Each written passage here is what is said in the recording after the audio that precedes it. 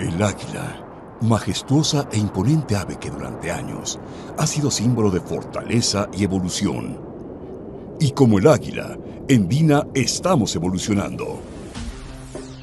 Dina Runner Águila 2024.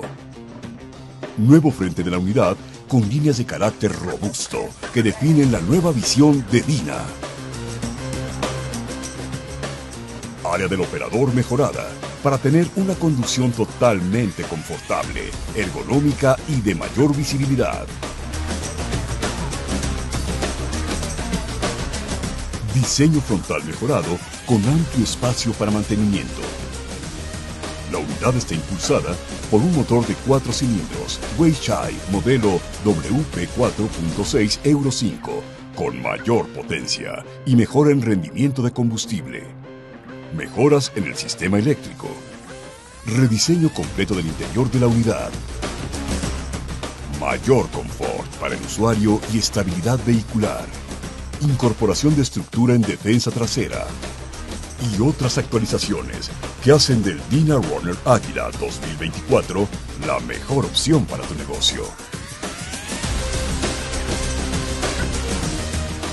Nuevo Dina Runner Águila 2024.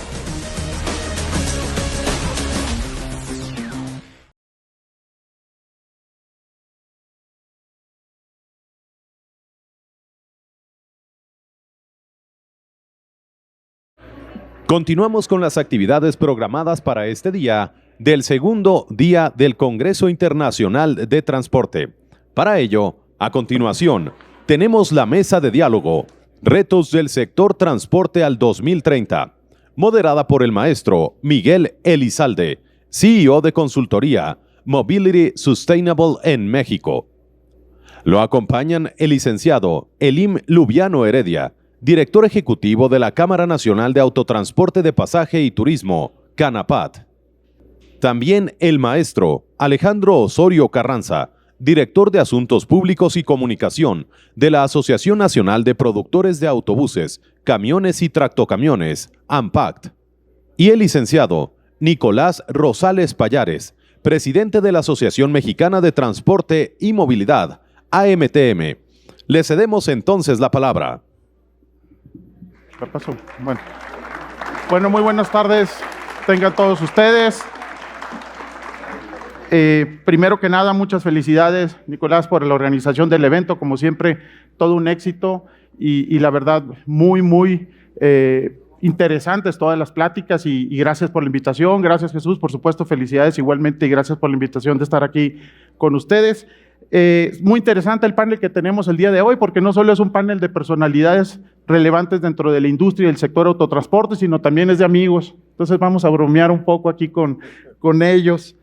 Y ya los presentaron a todos los asistentes. Primero yo quiero nomás comentar brevemente sobre el entorno en el que estamos actualmente. El entorno en México, pues la verdad, es un entorno de un sector altamente regulado. Es un sector que obviamente va muy ligado tanto el transporte urbano de pasajeros, hasta las tarifas van reguladas, va ligado obviamente el tema de transporte de carga como ANPAC que fabrican vehículos pesados, obviamente el sector regulado del transporte. Estamos en un año electoral, entonces también es importante el impacto social que tiene toda la movilización de las personas y la movilización de las mercancías, el balance que se tiene que lograr en las ciudades, en las carreteras, para obviamente tener una movilidad más eficiente o, por supuesto, como lo vimos en algunas de las pláticas anteriormente, una movilidad cada vez más limpia, cada vez más segura entre todos.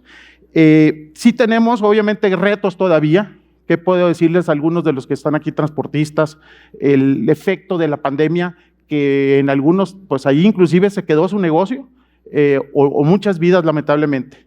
Para otros, ya en una etapa post-pandemia que afectó tanto la movilidad, obviamente, de personas, hasta la fabricación de los vehículos pesados, los autobuses, camiones, tractocamiones.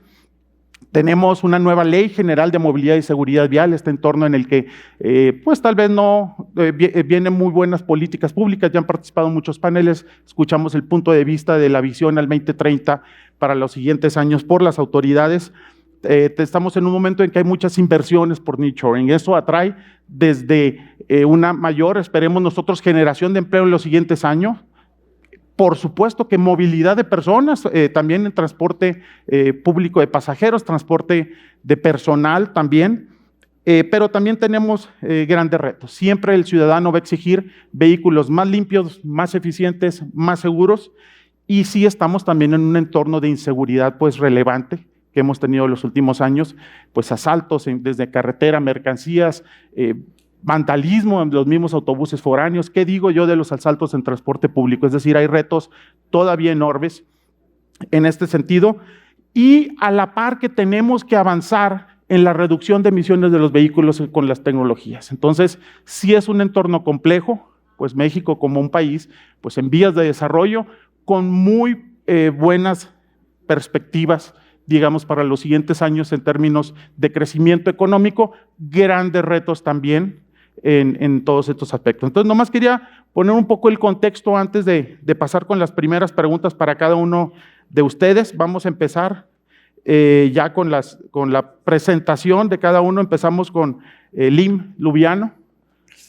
Trae una presentación. Adelante, Lim, por favor. Gracias Miguel, qué gusto agradecer a MTM, Nico, Jesús. La verdad es que es un gusto estar aquí con ustedes, y lo decía Miguel, con amigos, ¿no? Amigos que tenemos ya tiempo conociéndonos y que vamos a platicar, pues nada que ustedes no sepan, y creo que son más expertos que nosotros, ¿no? Por ahí veo a don Ángel, qué gusto verte, Ángel. Un poco la idea y lo que yo quisiera resaltar es la visión que tiene la MTM de hacer este congreso, y el cómo nos reúne a todos los que somos parte importante de este pues entramado que es el transporte, ¿no? Tenemos a los fabricantes, tenemos nosotros como Canapat que nos dedicamos esencialmente al transporte de largo recorrido, y pues bueno, a MTM y sus afiliados que se dedican un poco al tema del transporte urbano. Creo que es interesante ver esta visión y el cómo lo vamos a complementar para alcanzar el objetivo principal. Ya decía Miguel, tenemos reconocimiento de la movilidad como un derecho humano, la publicación de la Ley General de Movilidad y los trabajos que está haciendo la SEDATU y ahora la SICT con la Estrategia Nacional de Movilidad. Entonces creo que es un panel muy, muy interesante. Yo antes de platicarles cuáles son los retos del autotransporte, me gustaría darles un poquito el contexto de en dónde estamos. El sector del autotransporte federal de pasaje y turismo viene de una severa crisis. Ya se mencionó el COVID.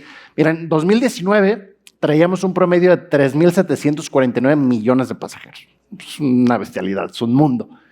¿Qué pasa? Viene el tema de la pandemia, y a pesar de que el autotransporte es un sector esencial, una actividad esencial que no detuvo sus actividades, sí se ve afectada por el resto de las actividades de las industrias que sí pararon. Y eso nos llevó a que en el 2020 redujéramos los aforos, la cantidad de personas que transportamos, a 2,277.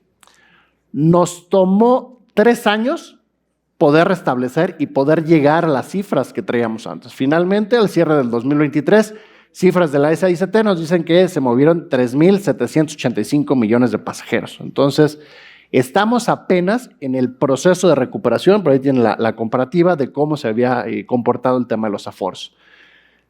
Ya se mencionó el tema, hubo una caída hasta el 80% de los aforos, y esto, pues bueno, tuvo una repercusión grave, particularmente sobre el hombre camión.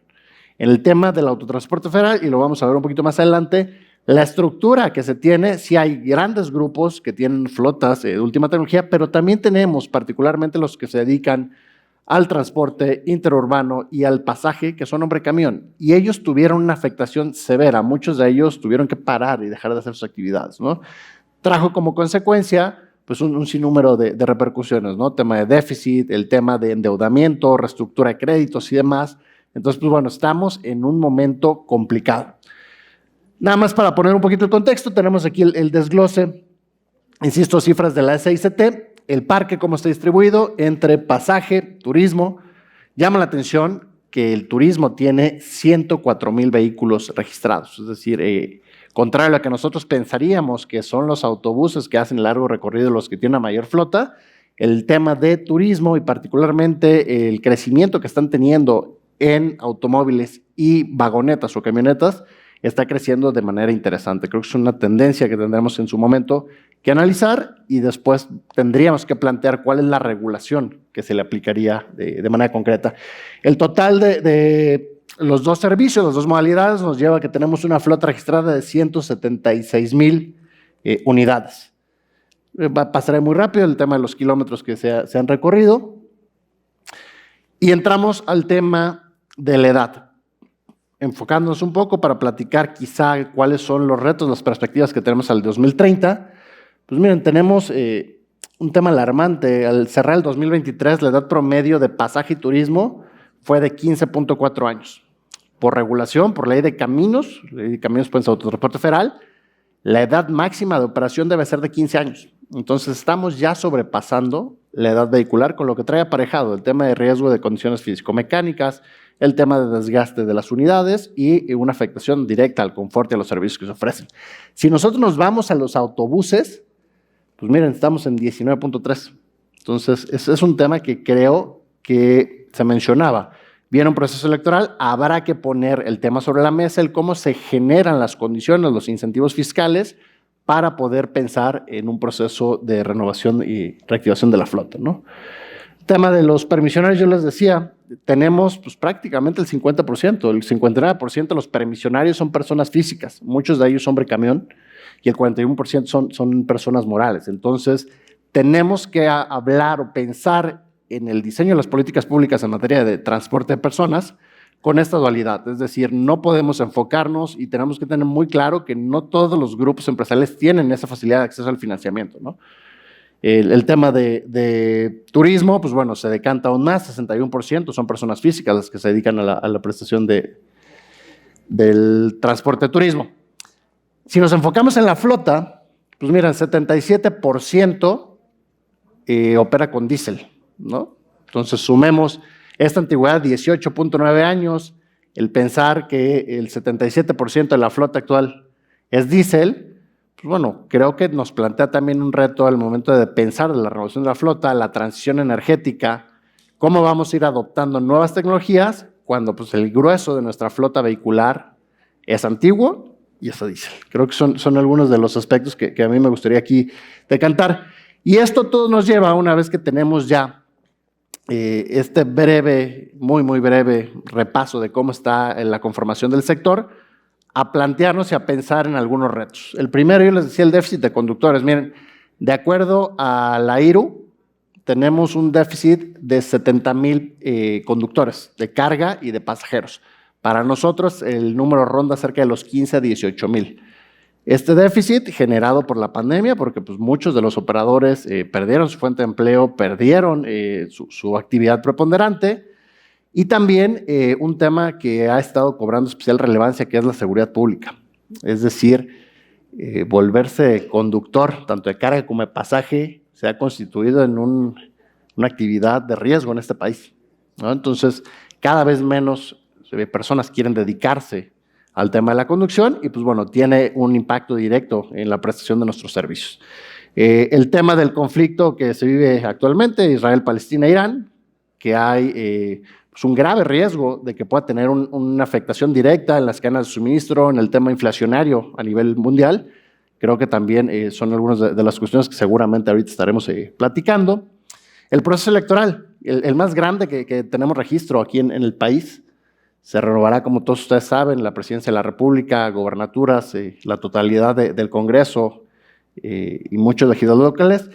Y esto abre un riesgo al tema de la sobreregulación. Digo, habrá que estar muy atentos a conocer cuál es la perspectiva que tienen cada una de las autoridades que van a llegar y cuál es el enfoque que tienen, en qué medida están considerando la movilidad y el transporte como un tema prioritario en la agenda del diseño de las políticas públicas, ¿no? Entonces, tendríamos que considerarlo.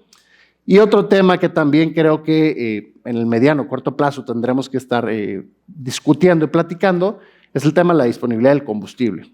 Veíamos, 77% de la flota sigue operando con diésel y es muy tentador el hablar de la transición a la electromovilidad, pero creo que si no resolvemos temas como lo es la entrada en vigor de la norma 044, comercialización de vehículos nuevos con Euro 6, disponibilidad de combustible diésel o trabajo en azufre, difícilmente podríamos pensar en el desarrollo de infraestructura de recarga para los eléctricos, ¿no? Creo que es un tema que también en la coyuntura electoral las nuevas autoridades tendremos que ser muy enfáticos y seguramente aquí Alejandro y Miguel nos podrán contar mucho más a detalle, pero bueno, es un tema que tendremos que poner sobre la mesa. Y finalmente, digo, para también dar espacio aquí a que sea una interacción y un diálogo mucho más rico, yo dejaría un poco de cuál es la perspectiva que tenemos desde la Canapat para los siguientes años. El primero, el enfoque integral de la movilidad. Yo arranqué diciendo que celebraba este tipo de encuentros porque nos permite conocer cuál es la visión y cómo vamos articulando un verdadero sistema de transporte, no solo en la ciudad, no solo en las zonas conurbadas, sino a nivel nacional. Creo que tendremos que estar trabajando muy de la mano. La transición a las nuevas tecnologías, por ahí tuve oportunidad antes de llegar aquí, de darme una vuelta, y pues bueno, las unidades son espectaculares, ¿no? Creo que tenemos que insistir en que se generen las condiciones para que todos los transportistas puedan tener el acceso a la utilización de este tipo de tecnologías. Y finalmente, por ahí no se ve, pero una reflexión importante, el Mundial 2026, y yo nada más lo dejaría como pregunta, si como país, si como prestadores del servicio de transporte estamos listos para recibir la enorme cantidad de visitantes que va a tener el país, México, Guadalajara, Monterrey, y el tránsito internacional. Entonces, de manera muy general, lo pongo sobre la mesa, sería mi participación inicial y seguramente tendremos ahí oportunidad de seguir platicando. ¿Vale? Muchas gracias. Un aplauso, muchas gracias. Pues muchas gracias, Elim. Nomás digo, sobró bastante tiempo ahí, entonces ya me van a poner a trabajar a mí un poquito más, pero Vale. bueno, a eso venimos. Cuando te referías a lo del 70 y por más del 70% de diésel, el otro porcentaje no hay que saber yo es gasolina, me refiero, ¿no? Gasolina, sí, Ok. cerca del 20 y tantos % y Ok. quizá un 3 que son eléctricos, ¿no? Perfecto, nomás para que tengan que, pues es parte del, más del 95% van a ser combustibles fósiles. Bueno, Sí. pasamos ahora con 15 minutos para la presentación ahora de nuestro amigo Alex Osorio. Alejandro, adelante. Muy buenos días a todos. Primero que nada, es un gusto, un honor estar aquí en el Instituto Politécnico Nacional con todos los estudiantes, siempre con buena vibra, con ambición y con ganas de construir para el país, con los académicos, con empresarios, permisionarios, con los organizadores. Jesús Padilla, muchas gracias por la invitación, Nicolás Rosales y todos los amigos que están aquí. También encontrarme con Miguel Lizalde y Elim Lubiano y obviamente Nicolás, que son expertos en la movilidad.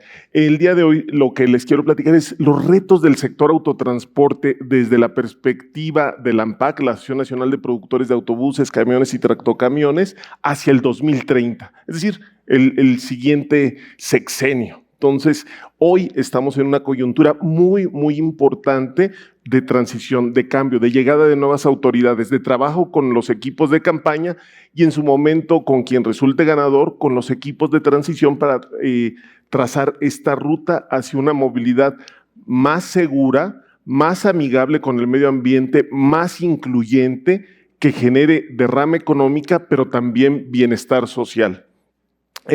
¿Cómo está? ¿Cuál es la importancia del transporte de carga y de pasajeros, la industria automotriz que produce estos activos productivos? Pues déjenme decirle que el 96% del pasaje entre entidades se mueve en nuestros autobuses.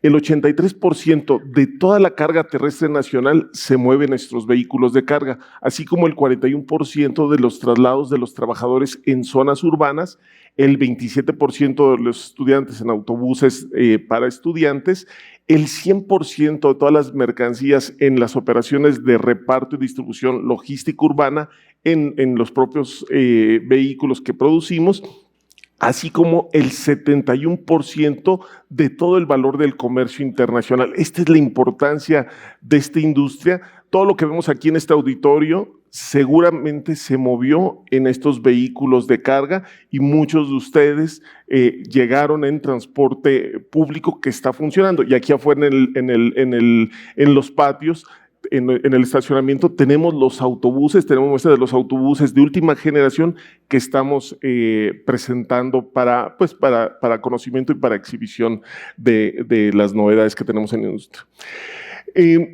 A nivel nacional, con placas federales registradas en la SICT, hay 200,000 empresas del autotransporte federal. De esas, el 80% son la persona camión, micro y pequeñas empresas del transporte federal, y eso representa un reto en el diseño de las políticas públicas.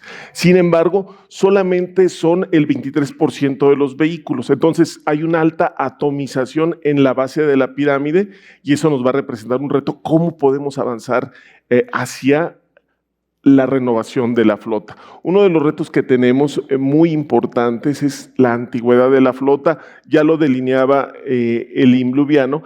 En el caso de los vehículos de carga y pasaje, tenemos una antigüedad promedio de 19.2 años. Estas son cifras calientitas, acaban de salir la semana pasada de la SICT, son cifras a 2023. En el caso de los camiones y tractocamiones, tenemos una antigüedad promedio de 19.4 años. Y esto quiere decir, si es promedio, quiere decir que tenemos vehículos de 40 años circulando en nuestras carreteras, chimeneas rodantes que generan una alta siniestralidad. Entonces, es un reto como país poder avanzar en esa transición, que son vehículos obviamente que están generando muchísimas emisiones al medio ambiente.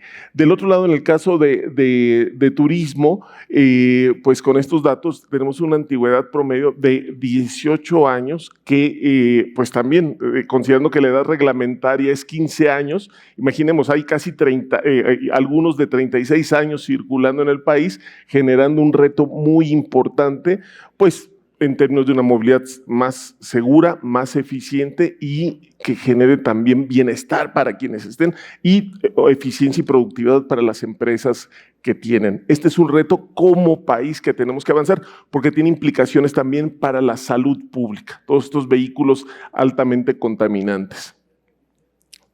Entonces, en ese sentido, en el reto 2030, en el reto en los siguientes 6 años, consideramos que es fundamental impulsar la reducción de emisiones e incrementar la seguridad vial. ¿Cómo? A través de esa renovación de la flota.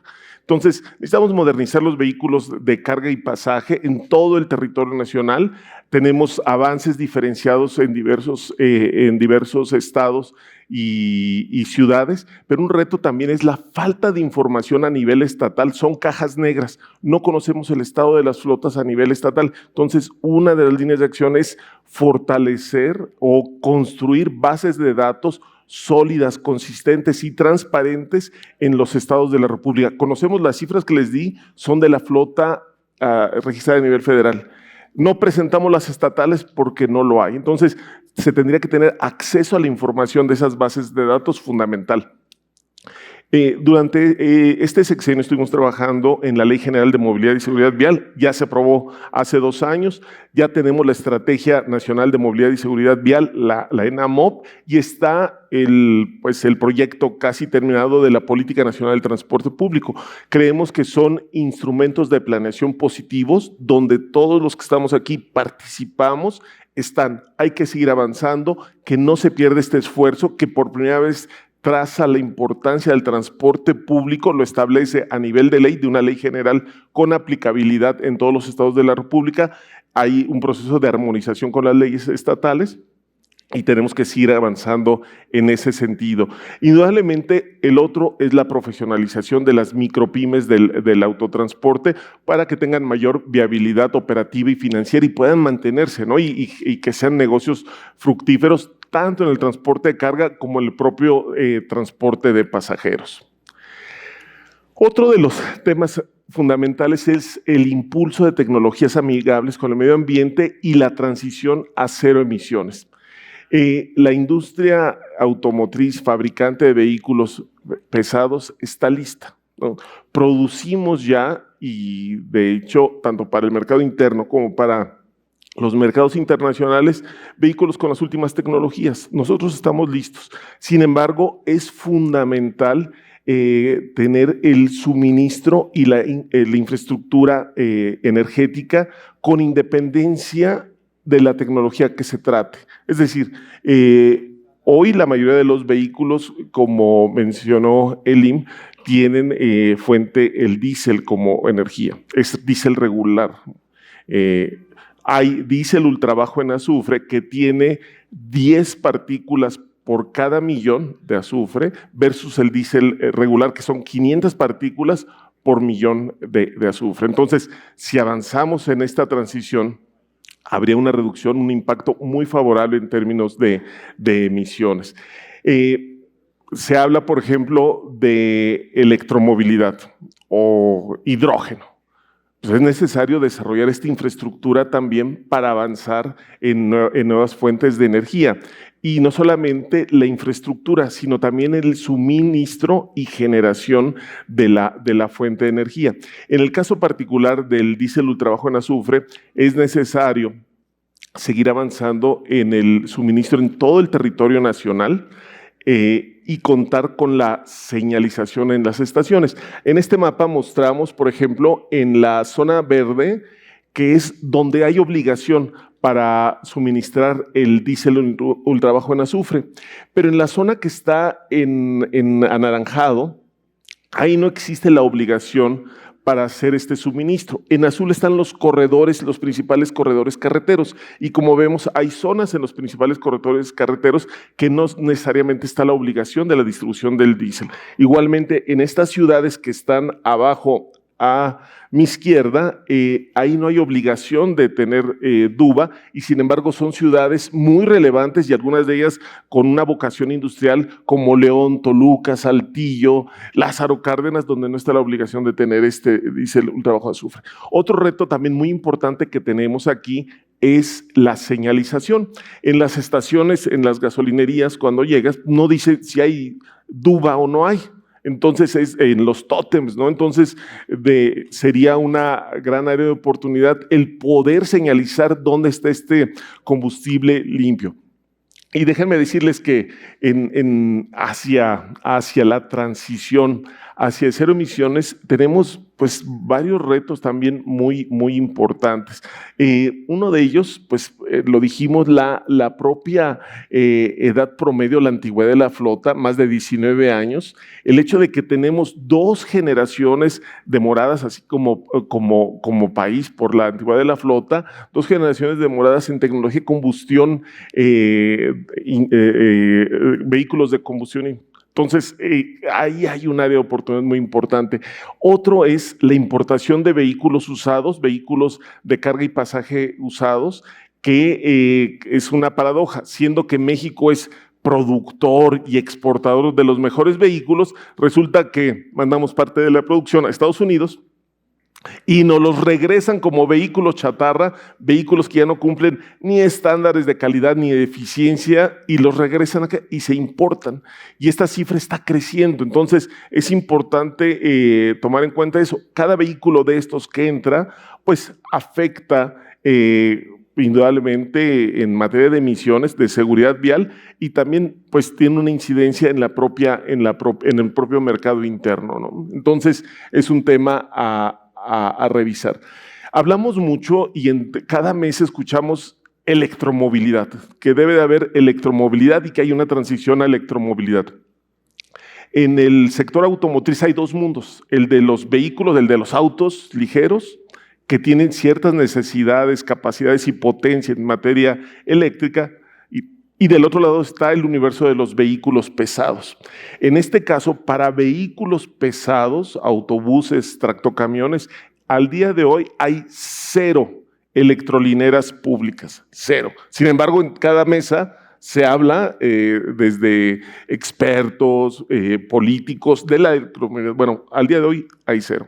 Se habla de hidrógeno, pues tenemos 0 hidrogeneras también. Entonces, necesario para avanzar en la transición energética, tener la infraestructura, no solamente la infraestructura, sino el suministro y la generación que esté produciendo, en este caso, la electricidad para poder desarrollar en este sentido.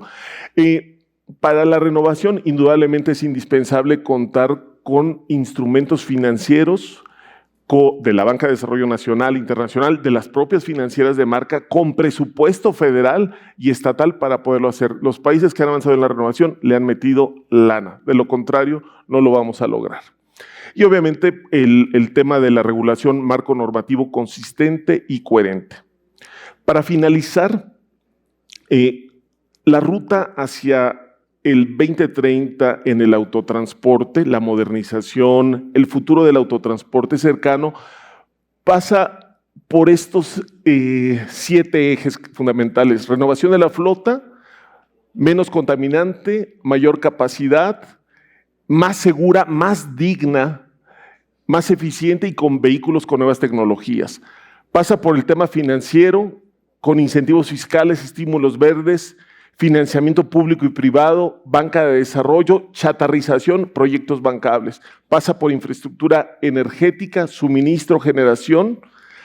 Pasa por el modelo de negocio, que sea una tarifa técnica, que haya un modelo de negocio viable para los permisionarios, que haya una transición de la persona camión a la empresa constituida, y pasa por tecnología. Pasa por la transición a cero emisiones, pasa por el diseño de rutas, la seguridad, la operación, el seguimiento. La tecnología nos va a ayudar para los modelos de operación del transporte. Y también pasa por la institucionalización, por el gobierno corporativo, por el impacto social, por el impacto ambiental, por la certeza normativa, por la no sobreregulación, por la seguridad, la supervisión y también, fundamental, todo esto lo podemos tener, pero si no tenemos el factor humano, el capital humano que lo haga, no lo vamos a poder lograr. Entonces, en ese sentido, muy importante la profesionalización, la cultura de servicio, la experiencia del cliente desde el punto de vista de quienes están operando las empresas, que incrementemos y fortalezcamos esa experiencia del cliente y la dignificación de esta importante labor social, con impacto económico, que es el transporte, tanto el de pasajeros como el de carga. Y aquí tenemos pues magníficos ejemplos en el auditorio. Con eso termino y me estoy agotando el tiempo para evitar la pregunta de Miguel, que ya la debería venir. Sí, ya. Muchas gracias. Muchas gracias, Alex. Antes de pasar, estaban aquí alegando entre los tres quién era el más rollero. Y estaba la competencia entre Nico y Alex, pero ya Alex dejó ahí la vara un poco alta. Y bueno, ahora pasamos la voz a... diría alguien que eres el novio de la boda, pero yo creo que eres el organizador de la boda, Nico. El muñeco del pastel. No, es el organizador de esta boda. Así que adelante, estás en tu casa, Nicolás.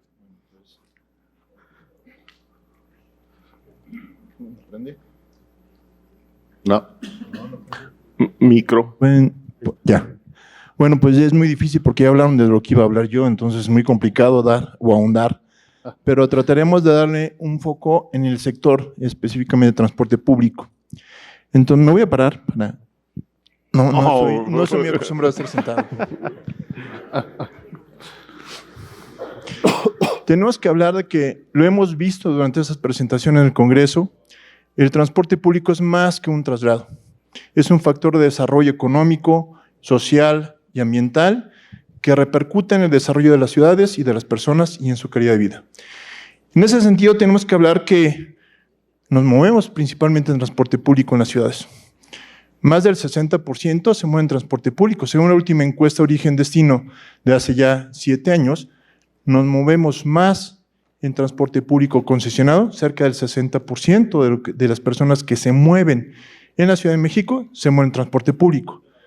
Y entonces tenemos que hablar que es un servicio prioritario. A nivel nacional se mueven 130 millones de viajes diariamente. Y de ellos, el transporte público es prioritario. Pero tenemos un gran problema. Un transporte público de mala calidad y deficiente que ya no cubre las necesidades de los usuarios ni tampoco de las ciudades. Ayer estaba comentando Vivi que las ciudades crecen y los sistemas de transporte se quedan cortitos, ya no tienen esa cobertura. ¿Y qué es lo que ocasiona? Cuando no tenemos transporte público, pues nos vamos al transporte privado. ¿Y qué es lo que pasa? Pues compramos unidades viejas que nos pueden prestar un servicio, que nos llevan y nos traigan, y empezamos con un problema de motorización. Pero empezamos también, hay que ver que la crisis que tenemos en el transporte la causamos nosotros mismos. ¿Por qué? Cuando nos concesionaron el servicio, hace más de 50, 60 años, fue al hombre camión, al particular. Y empezamos a trabajar perfectamente desorganizados en una ruta que trabajamos con nuestras propias reglas. Y a la autoridad no le importaba tanto más que regular y saber que estamos prestando un servicio, porque la autoridad no tenía ni la capacidad técnica, económica, ni operativa para prestar un servicio de este calado. Y empezamos a prestar con nuestras reglas. Ocasionamos que tenemos una flota del hombre camión, tiene una flota de más de 30 años. El último microbús, ¿en qué año se hizo? ¿Quién me dice?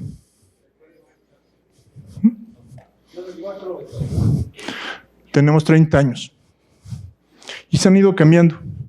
Pero aquí, yo lo que les comentaba, nos hemos encargado de dar en la torre a nuestro negocio. ¿Por qué? Porque cuando se empezaron a hacer la sustitución de unidades, lo hacíamos uno, por lo mismo que decía ayer Viviana. Si yo gano, no me importa que el de al lado pierda. Y empezamos a hacer un proceso de renovación de flota muy arbitrario, sin pensar a largo plazo, sin pensar con una visión de sostenibilidad y rentabilidad. Gano yo y así es como nos vamos. ¿Y qué es lo que pasó? Pues que ahora las unidades son obsoletas, no tienen tecnología, son altamente contaminantes, son inseguras y que ocasionalmente pues van de salida.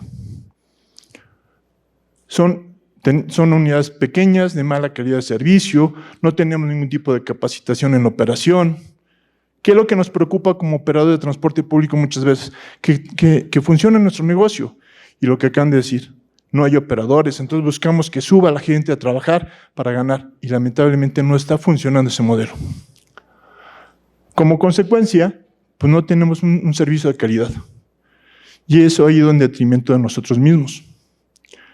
Pero no tenemos que satanizar el transporte público de esa manera.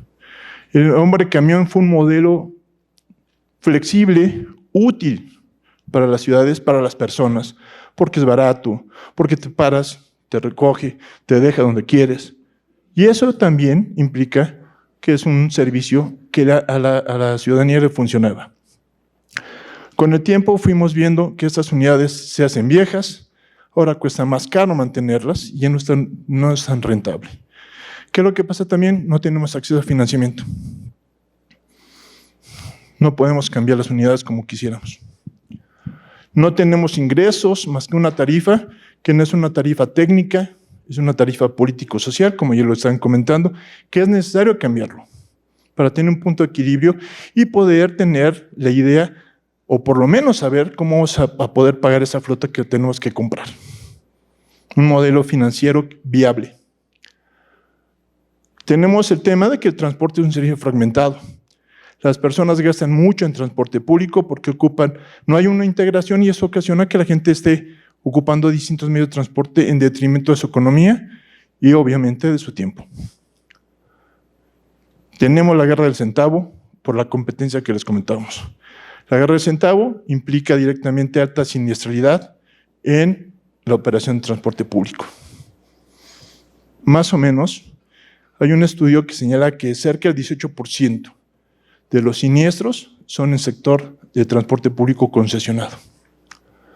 Pues hay, como les comentaba, un rezago en el uso de tecnología y hay que reconocerle a la autoridad que ha intentado impulsar el tema de tecnología implementando cámaras, botones de emergencia, etcétera. Pero no es suficiente. Tenemos que buscar otro tipo de tecnología para ser más eficiente. Las externalidades negativas ya las comentamos. Alto costo para el usuario, 20% aproximadamente de su ingreso, más de 90 minutos en traslados, fragmentado, de mala calidad, altamente contaminante en sectores, el principal consumidor de energías fósiles y también el principal emisor de gases de efecto invernadero. ¿Qué tenemos que hacer? Pues tenemos que cambiar el modelo, ¿Por qué? Porque ya no es negocio. Y para rematar viene la crisis financiera, la crisis sanitaria que nos impacta directamente, como comentaba el IM, se cae la demanda, se cae el usuario, se nos cae el ingreso y tenemos que empezar a trabajar para adelante. Pero ese trabajar tiene que ser recuperación de la demanda, pero también cambiaron las condiciones para la prestación del servicio. La implementación del home office ¿impacta directamente en el transporte público? Sí, porque ya la gente ya no regresa a trabajar como antes a sus centros de trabajo. También la gente se mueve de manera distinta. La gente voltea a la bicicleta, voltea a caminar, voltea a las plataformas y, ¿por qué no? Si ya no tengo que ir a la oficina todos los días, el día que vaya me voy en mi carro. Y estamos viendo que a partir de que se declara oficialmente cerrada el tema de la pandemia, volvimos a tener un incremento, no en la demanda, pero sí en la congestión por los autos particulares. Ya nada es igual después de la pandemia. El hombre camión, muchos de los hombres camiones están a punto de desaparecer. ¿Cómo trabajar en las rutas en algunos casos? Voy a poner un ejemplo. Si había 50 autobuses o 50 microbuses en una ruta, se alternaba para trabajar y que por lo menos alguien ganara. ¿Pero qué creen? ¿Quién ganaba? El operador, no nosotros. ¿Por qué? Porque cobra mano, porque hay fugas de capital, porque no tenemos un control en la operación, y eso implica que vamos perdiendo dinero. El transporte público tiene dos visiones. Un servicio prioritario, ya lo hemos comentado. Y segundo, debe ser un negocio rentable para quien lo opera. Y aquí siempre hay una dicotomía. La autoridad dice, yo quiero un servicio bueno, pero barato. Y nosotros tenemos que buscar una rentabilidad que nos permita sobrevivir, que nos permita mantener las unidades y que nos permita invertir a largo plazo. ¿Y cuál es la ruta? Pues no es fácil. No es nada accesible tampoco. Ayer estamos comentando, estamos escuchando a las autoridades. Uno lo ve como un tema político, otro lo ve como un tema técnico. Y a esto voy. Y lo acaba de comentar también Miguel. Cada estado tiene su propia visión de transporte. Cada secretario tiene su propia visión de cómo operar. Algunos llegarán para impulsar la bicicleta, otros para impulsar un tren, otros para impulsar el transporte público. Entonces, tenemos que tener mucha claridad. Es muy chistoso, por decirlo de alguna manera, que durante la pandemia es donde más desarrollo tuvimos en temas de movilidad. Se reconoció el derecho a la movilidad en 2019, en 2020 se empieza a trabajar en la Ley General de Movilidad y Seguridad Vial, se establece la Estrategia Nacional de Movilidad, donde hemos participado como voz del sector. Y ahora estamos con la Política Nacional para el Transporte Público. Podemos decir que es una serie de documentos de buenas intenciones, como dice Miguel. Pero hay dos temas. No dice ni cómo, ni cuánto le ponen. Y es una discusión que hemos tenido. En algún momento le dije a una de las autoridades, ¿y la tarifa? Punto fundamental para poder mantener un negocio de ese tipo. Luego lo vemos. Ese luego lo vemos, no ha llegado. Pero bueno, esto es más o menos una ruta que tenemos que establecer. Las autoridades deben establecer marcos regulatorios que den certeza para la operación, para las inversiones, pero también señalar que necesitamos actos de gobernanza claros y marcos normativos que den certeza. Implica también fortalecimiento institucional, que las autoridades sepan qué es lo que están haciendo. Y lo que está pasando es que ahora ya no son secretarías, ahora se vuelven institutos o instancias que son inclusive transaccionales y nombran directores para que puedan tener esa planeación a largo plazo. También hay que entender que 6 años es poco tiempo y no hay dinero que alcance para hacer los cambios de estructura tan importantes. Y el sector transporte necesita esos cambios de fondo, no de forma. ¿Qué necesita? Pues cuando un hombre camión forma una empresa, necesita cambios en su manera de prestar servicio, formalización en los sectores de operación, administración, mantenimiento. Son cambios de fondo. Posteriormente, el tema de financiamiento, pues lo tenemos claro, ¿no? Que tengamos acceso a banca de desarrollo, a banca comercial, incentivos fiscales, que nos permitan cambiar el modelo de operación, el modelo de negocio. Liderazgos. Alguien debe tomar la batuta, tanto del lado de la autoridad como del lado del operador, pero que tengan diálogo, que tengan comunicación para tener un fin común, mejorar el transporte público. La modernización de la flota te permite reestructurar la operación, te permite reestructurar cuántas unidades tienes, ser más eficiente, tener menos flota contaminante y tener mayor rentabilidad. Los modelos de negocio viable pues, se han ido cambiando. Pueden ser con la tarjeta que te permite posteriormente pago por kilómetro. La participación público-privada es importante. El modelo Metrobús es un modelo que ha funcionado, pero no todas las ciudades tienen la capacidad de inversión y tampoco la demanda. Y tenemos que buscar esos modelos precisamente para que el modelo sea rentable. Y bueno, estándares de servicio. Si queremos recuperar a los usuarios, tenemos que hablar de horarios, cobertura, puntualidad, limpieza, seguridad y el uso de tecnología. Y aquí entramos en un tema prioritariamente conflictivo para todos. Incentivos financieros y fiscales para el cambio a empresas, porque cuando el empresario, el hombre camión, se conforma a empresas, las empresas salen en una situación crítica y tardan en recuperar ese flujo. Acceso a financiamiento, lo comentábamos, a esquemas de banca de inversión, banca comercial o también con las armadoras. Y un tema fundamental, ya damos el brinco, pero tenemos que mantener eso, que puede ser un círculo virtuoso o puede ser una pesadilla, y eso es a través de una tarifa o subsidios.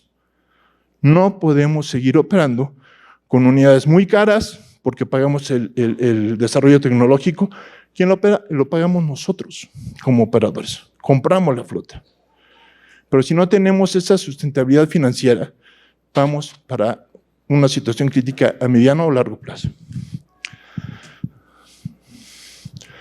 Aquí están las reflexiones al final, no las leeré, ya los comentamos brevemente, ya se me está acabando el tiempo y aquí hay que ser muy riguroso. Pero quiero dejar esta reflexión al final. El mundo que hemos creado es un proceso de nuestro pensamiento. No se puede cambiar sin cambiar nuestra forma de pensar.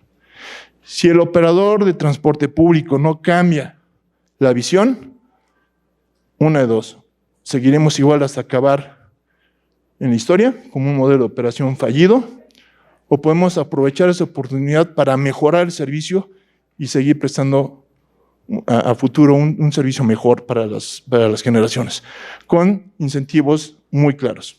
Mejor calidad, menos contaminación y rentabilidad para nosotros. Muchísimas gracias.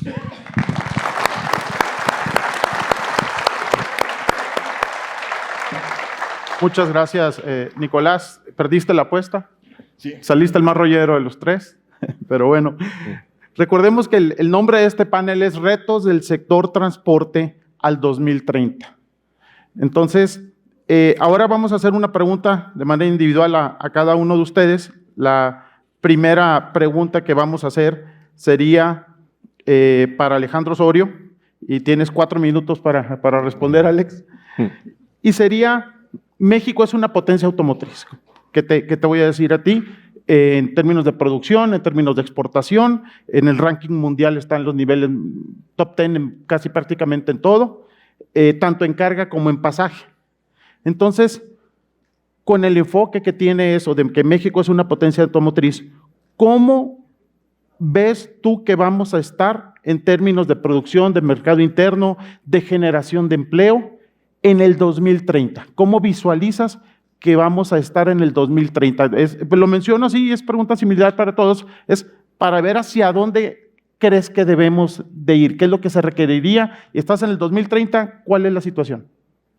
Así es. Bueno, en este momento de transición y con mirada al 2030, para seguir manteniendo el liderazgo que hoy tenemos como país, como industria establecida en México, pues necesitamos condiciones básicas de certeza a la inversión, condiciones básicas de respeto al Estado de Derecho, condiciones básicas de que en el diseño que las políticas públicas sean consistentes, coherentes, congruentes, para que la propia industria como motor del país siga aportando. Por ejemplo, hoy tenemos una producción, 2023 fue nuestro año récord de producción de vehículos, rompimos todos los récords históricos con 222,800 vehículos producidos. Y también en ventas al menudeo rompimos récords, el mercado interno, con más de 52,000 unidades que se colocaron en el mercado, y esto es positivo, es un paso muy positivo. Considerando que, por ejemplo, el promedio de los últimos 10 años ha sido 39,000 unidades vendidas en el mercado.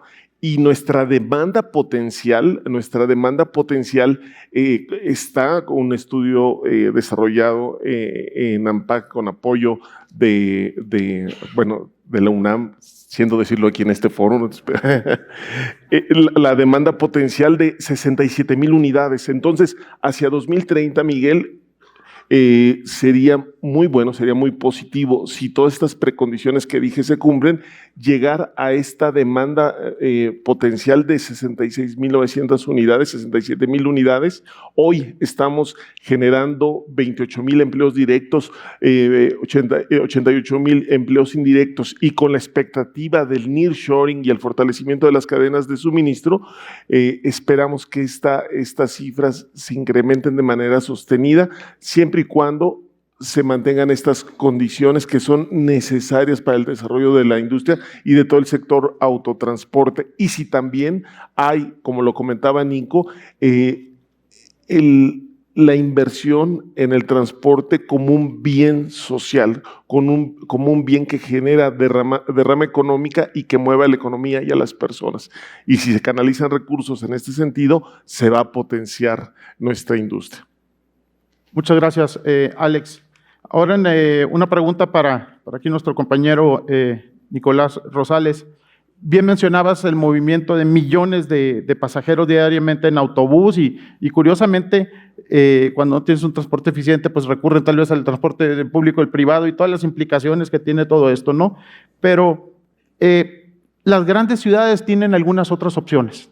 Digo, mencionaste el transporte privado, pero las grandes ciudades puede tener un trolebús, puede tener un metrobús, puede tener un tren ligero, el metro. ¿Cómo debería estar el transporte urbano, pero en las ciudades pequeñas y medianas? ¿Y cómo lo visualizas? ¿Cómo debería estar en el 2030? Cada estado en el país tiene condiciones distintas. Hay que entenderlo de esa manera. En el norte tienen retos muy distintos al sur o al centro.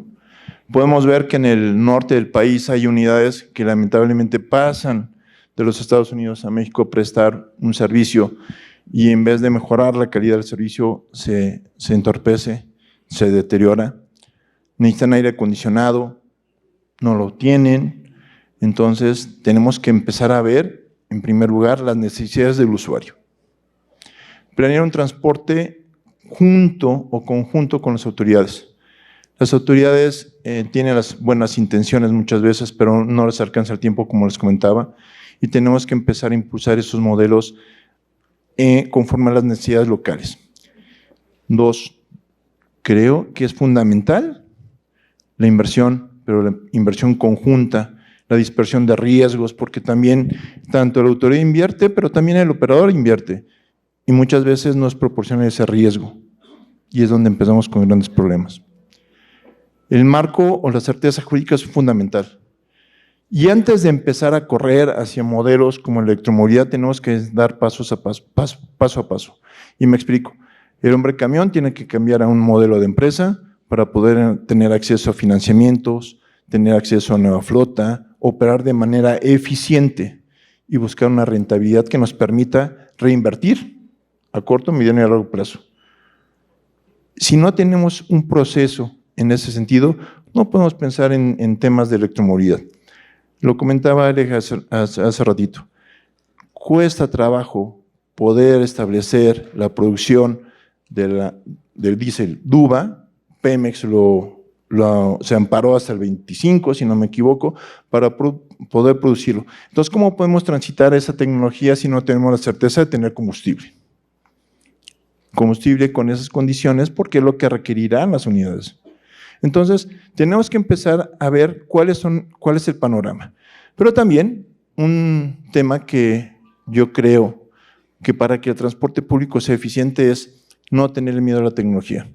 Muchas veces el operador ve la tecnología como un gasto, no como una inversión, y la tecnología te puede ayudar muchísimo al tema de planeación, operación, mantenimiento, te permite ser más rentable, tú sabes cuántas unidades pueden circular, no tienes que sacar toda la flota a trabajar con la idea de que voy a ganar más, sino que simplemente hay horas pico, hora valle, tienes que sacar unidades para que esas no tengan mayor gasto, no tengas gasto del hombre camión, del operador, combustible, llantas, elementos, etcétera, etcétera. Tenemos que ser y buscar que seamos eficientes y obviamente el tema de tecnología y de motores más limpios son fundamentales para el 2030, pero tenemos que hacer paso a paso. No tenemos mucho tiempo, ayer lo comentamos, las Naciones Unidas señalan que 2 años críticos para el planeta, no digo para la ciudad, para el planeta, para poder evitar un cambio climático desastroso, pero lo estamos viendo aquí en la Ciudad de México. Contingencias, mala calidad del aire, muertes prematuras por contaminación. Tenemos que hacer algo y tenemos que hacerlo ya. Muchas gracias, Nicolás. Ahora, Elim, una pregunta y también 4 minutos. Pues México destaca por la calidad del transporte foráneo, la verdad, a nivel mundial. Obviamente tiene ventaja, o no se verá, que no tiene una tarifa definida por la autoridad y obviamente pues se cobra acorde a la calidad del servicio y las rutas y todo esto, ¿no? Entonces, ¿cómo considera, si ya se tiene un transporte eficiente con grandes retos, que va a ser una experiencia del pasajero en el 2030? ¿En qué sí se puede mejorar? ¿En qué no es necesario mejorar? ¿Cómo ve la experiencia del pasajero en transportes de autobuses foráneos en el 2030? A ver, coincido. Yo creo que el tema del servicio que ofrecen los permisionarios formales está en el top 3 mundial. Es decir, el servicio que ofrecemos, el transporte de pasajeros de largo recorrido, tiene altísimos estándares de calidad. Y la parte de la ventaja que tú decías respecto a la tarifa, pues bueno, si bien es cierto, no la tenemos regulado, creo que sí tenemos una gran desventaja y un gran riesgo, que es el tema de la irregularidad y el transporte informal. Es decir, estos pues que han surgido de la necesidad, lo decía Nicolás, la parte de falta de planeación, la falta de tener o atender los deseos de viaje, pues ha llevado a que crezca cada vez más la prestación de los servicios irregulares. Por ahí tenemos estimaciones de que por cada servicio, cada permiso formal que existe, hay regiones en el país en el que hay 3 irregulares. Entonces creo que esa parte es una de las que tenemos que atender. Es decir, con miras a 2030, pues debemos de generar los mecanismos que permitan que las personas que están prestando el servicio migren a la formalidad. Es decir, no se trata de un tema de competencia, se trata de un tema de que estén dentro del sector formal, que cumplan con la regulación y sobre todo que se privilegie el tema de la seguridad de los pasajeros. Ese sería el primer gran reto que tenemos. De los demás, pues bueno, si bien es cierto, operamos con altísimos estándares de calidad y de servicio, creo que hay algunos enfoques en los que debemos de avanzar. El tema de accesibilidad, pues creo que el día de hoy el tema de las terminales de pasajeros, e incluso el propio diseño de las unidades está representando una gran barrera para personas con discapacidad. Entonces, es una de las áreas de oportunidad que tenemos.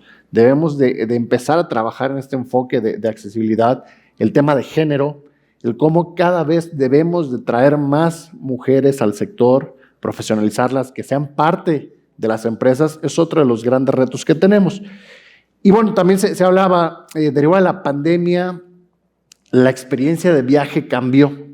Entonces, creo que una de las grandes áreas de oportunidad que tenemos como sector es cómo integrar la tecnología, cómo cambiamos el tema de la forma en la que se vende y la forma en la que se viaja en autobús. Es decir, tendremos que pensar en nuevos canales de venta, tendremos que pensar en que sea mucho más dinámico, sea mucho más sencillo y apostar por la multimodalidad. La gente que utiliza el transporte público en las ciudades, cómo se puede vincular para tener estos viajes en conjunto de largo recorrido, ¿no? Y creo que la ventaja, la buena noticia es que tenemos grandes herramientas, la inteligencia artificial, un montón de cosas, de innovaciones que sin duda van a repercutir, que las tendremos que ir integrando dentro de los procesos en cómo operan las empresas. Y bueno, creo que la finalidad última va a ser muy clara. ¿Cómo hacemos que la experiencia de viaje mejore? ¿Cómo garantizamos un sistema de transporte seguro, sustentable, pero también accesible, ¿no? La parte de la tarifa no la tenemos como tal, pero bueno, creo que tenemos que empujar hacia una libre competencia que garantice la accesibilidad y que apueste también a la gente que pueda seguir manteniendo estos niveles de uso, ¿no? Simplemente para finalizar, es tan bueno el sistema de transporte en general en el país, que el 96% de las personas que viajan en algún tipo de transporte utilizan los autobuses, ¿no? Tenemos ahí un poquito 3% de aviación y mínimo el tema de ferrocarril y transporte marítimo. Entonces, creo que eso nos da el contexto, las cifras con las que arranqué, que platiqué, esta cifra que les comento, el 96%, pues habla de los retos que tenemos, ¿no? Es un sector con una demanda impresionante, tendremos que estar a la altura de los retos y echar mano de la creatividad pues, para mantenerlo. Bueno, muchas gracias, Elim. Todavía ya nos quedan unos minutos más para el panel. Ahora sí, como Nicolás, yo también me voy a parar aquí porque están medio chiquitas ahí las sillas, pero siempre los paneles, no sé, se me figura que son tal vez un poco monótonos y un poco, pues, similares siempre, ¿no? Entonces me ocurrió hacer algo muy diferente. Entonces, estamos en año electoral. Entonces, aquí la idea es, imagínense que estamos el 1 de agosto del 2024. Ya está la presidenta de la República. Y no es un comentario partidista, es un comentario más bien de estadística, porque hay 90% de probabilidades, tal vez o más, que tengamos una señora presidenta de la República. Y imagínense en ese contexto, aunque el IMSS ya ha trabajado en gobierno, Alex ha trabajado en gobierno, Nico se ha salvado, yo inclusive trabajé en gobierno, y los comentarios que hicieron ahorita van muy enfocados a lo que hay que pedirle a las autoridades, a lo que hay que hacer, y siempre es lo que se tiene que hacer. Obviamente los organismos que representan y también qué es lo que se requiere de las autoridades. Bueno, ahora les voy a pedir que se vayan poniendo de pie. El 1 de agosto de 2024, la señora presidenta me ha instruido nombrar el gabinete. Entonces, Nicolás Alberto Rosales Pallares ha sido nombrado secretario de Desarrollo Agrario, Territorial y Urbano. Alejandro Brian Osorio Carranza ha sido nombrado secretario de Economía. Y Adolfo Elim Lubiano Heredia ha sido nombrado secretario de Infraestructura, Comunicaciones y Transportes. Buenísimo. Tienen 12 minutos, 4 minutos cada quien. Vamos a empezar. ¿Qué les parece si empezamos con... ¿Quién falta ahorita? Pues te toca a ti, Nico, Elim, ¿o quién seguía? Toca Alex, ¿no? Bueno, empezamos con... No, empezamos con la sede de casa. Entonces, señor secretario de Desarrollo Territorial, Agrario, Territorial y Urbano, ¿qué vas a hacer los siguientes 6 años para mejorar el transporte urbano en México? Tienes 4 minutos. Voy a sufrir. Creo que lo primero es establecer un plan de desarrollo urbano donde se impulse el transporte público como principal medio. ¿Cómo se va a conseguir? Con los estudios necesarios para la planificación del sistema, que tenga la cobertura, calidad, el costo inclusive.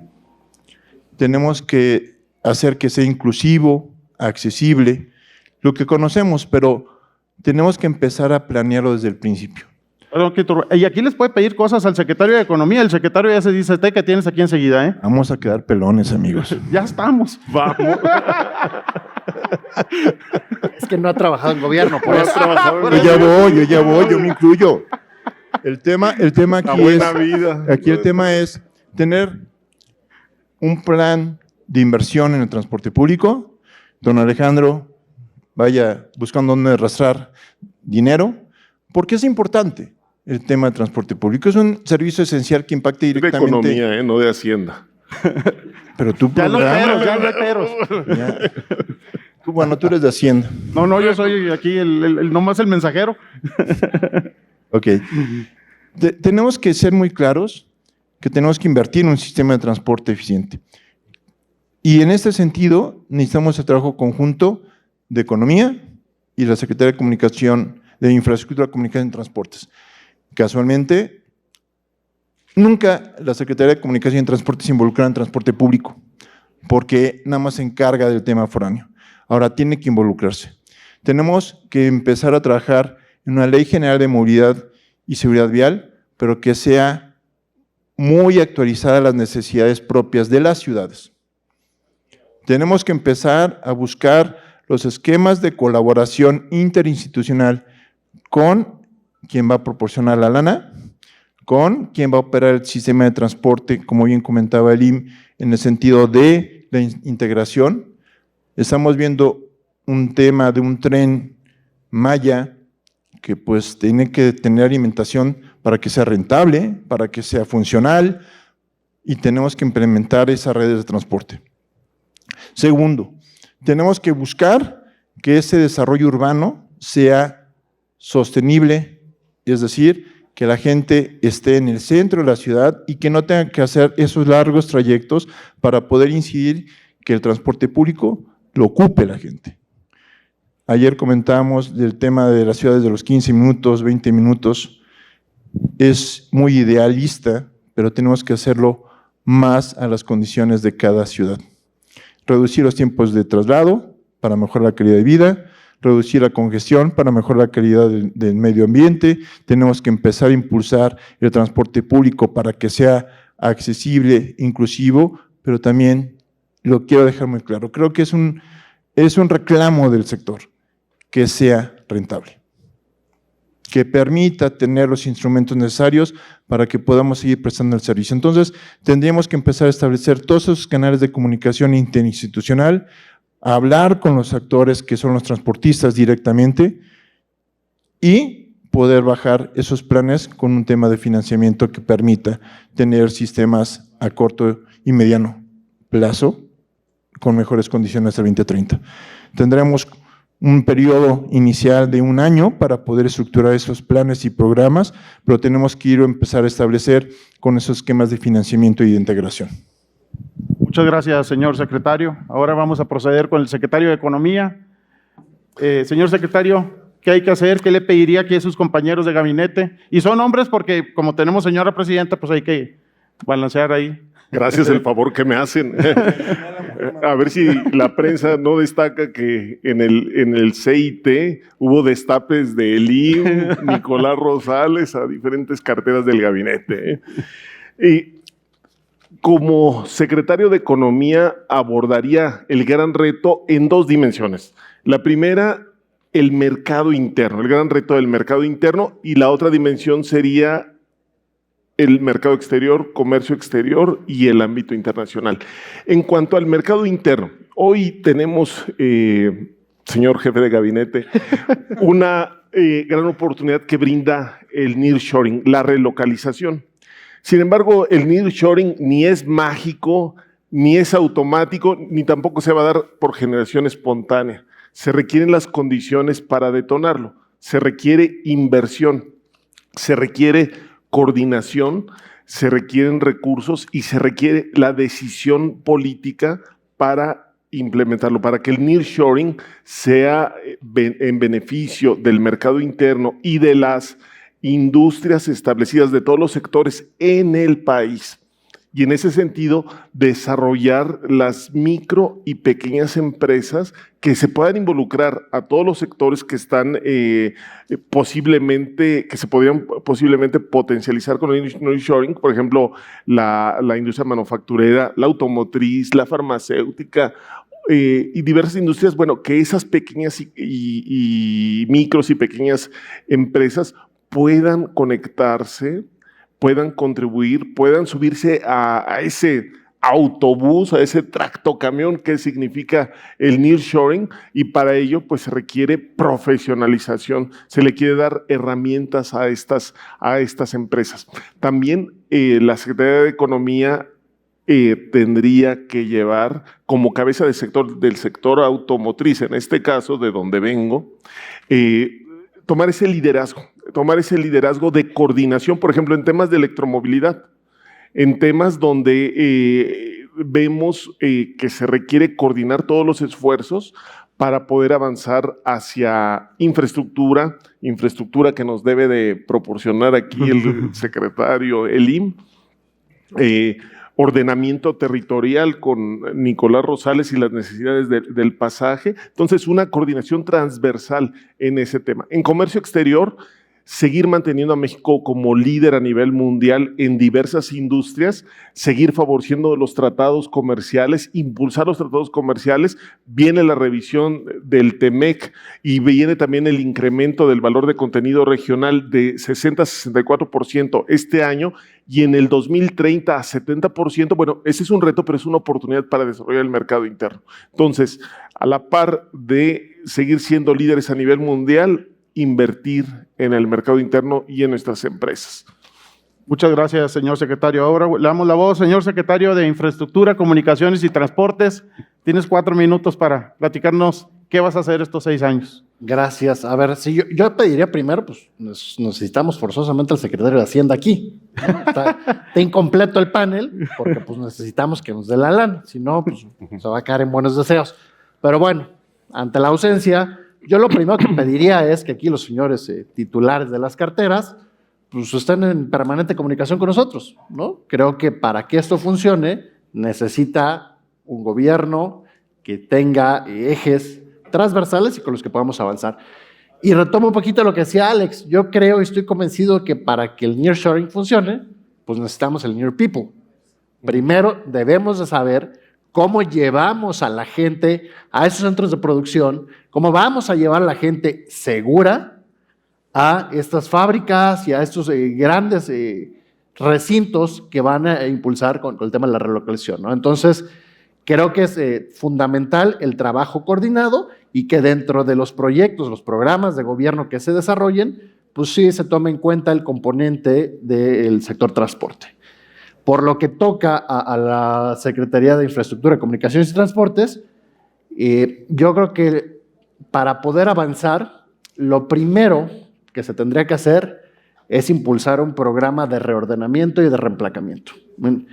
Y esto nos va a permitir o va a traer ventajas en 2 sentidos. Uno, pues hablaba acá la información, no sabemos si realmente todos los vehículos que han sido emplacados existen y están circulando en este país. Por ahí en la estadística básica que publicó la SCT hace unas semanas, hay registro de un autobús de 1970. Entonces, pues no sabemos si está circulando, y si está circulando, pues qué riesgo para las personas, ¿no? Entonces, creo que el mecanismo sería un programa de reordenamiento, 1, para generar, depurar esta base de datos, y 2, para garantizar que estén en circulación exclusivamente aquellos vehículos que cumplen con la regulación de este país, ¿no? Creo que también, yo hablaba de la importancia de tener Hacienda aquí, pues porque una vez que tengas este proceso de reordenamiento y de reemplacamiento, el paso natural es, pues vayamos por la renovación vehicular.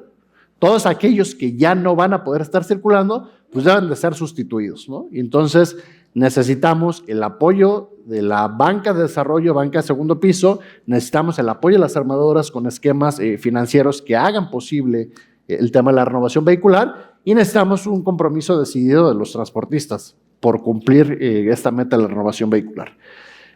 Un tercer punto, creo que también es natural, un gran programa de infraestructura, es decir, tenemos que apostar por el desarrollo de ejes carreteros, pero también todos los servicios conexos. Es decir, tenemos que garantizar, que por ahí es un gran pendiente que se tiene en este país, el tema de los parados seguros.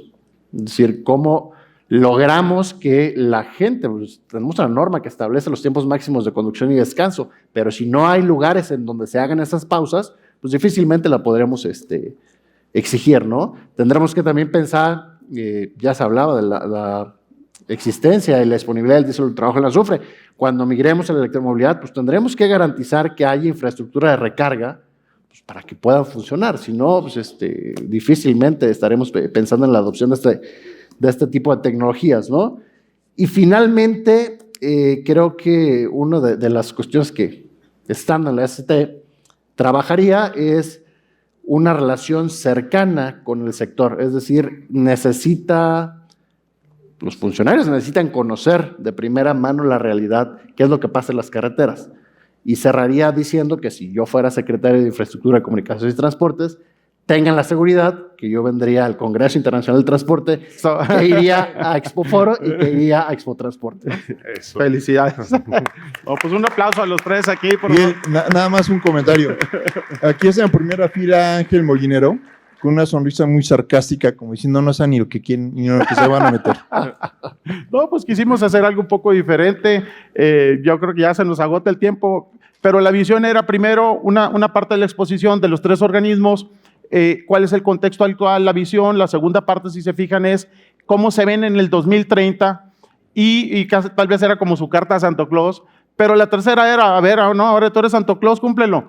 No, es decir, hay que ver los dos puntos de vista, pues también el punto de vista de la autoridad, y salió el tema del recurso, salió el tema de la comunicación, salió el tema de los retos que se tienen en seguridad, en infraestructura, en fin, creo que todo el evento, Nicolás, todo el evento del Congreso, la verdad ha dado una experiencia, una información y lo que falta del resto del día de hoy y de mañana.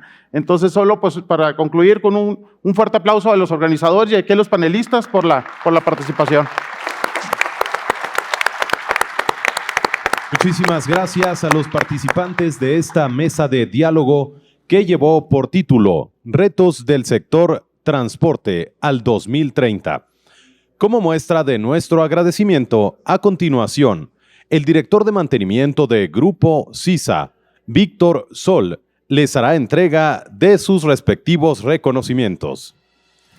Agradecemos la participación del maestro Miguel Elizalde, CEO de consultoría Mobility Sustainable en México, del licenciado Elim Lubiano Heredia, director ejecutivo de la Cámara Nacional de Autotransporte de Pasaje y Turismo, CANAPAT, del maestro Alejandro Osorio Carranza, director de Asuntos Públicos y Comunicación de la Asociación Nacional de Productores de Autobuses, Camiones y Tractocamiones, AMPACT, y del licenciado Nicolás Rosales Pallares, presidente de la Asociación Mexicana de Transporte y Movilidad, AMTM.